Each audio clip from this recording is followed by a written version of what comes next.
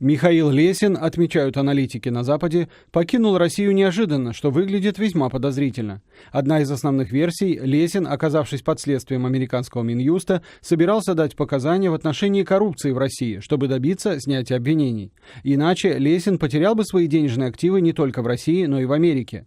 Кое-кто в США даже допускает, что в обмен на информацию Михаил Лесин мог быть включен в программу защиты свидетелей, предполагающую изменение имени и документов. Сейчас невозможно достоверно утверждать, что органы США собирались включить Лесина в программу защиты свидетелей. Но если бы это было так, скорее всего, данные о его смерти и результаты вскрытия были бы известны еще 4 месяца назад. Тот факт, что их опубликовали только сейчас, на мой взгляд, говорит больше в пользу версии о причастности Кремля к гибели Лесина. Фигура Лесина, отмечают западные политологи, была критически важной для президента Путина последние 15 лет.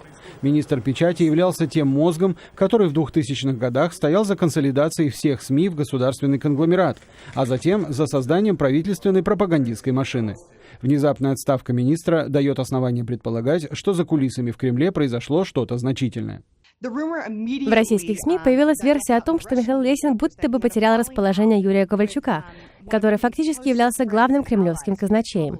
В частности, они будто бы не могли договориться по поводу того, кто должен управлять фондами средств массовой информации. Если у Лесина был компромат на Ковальчука, человека, внесенным на Западе в санкционный список, эта информация могла бы быть очень ценной для американских органов. Вадим Оленичев, Андрей Дегтярев. В настоящее время. Вашингтон.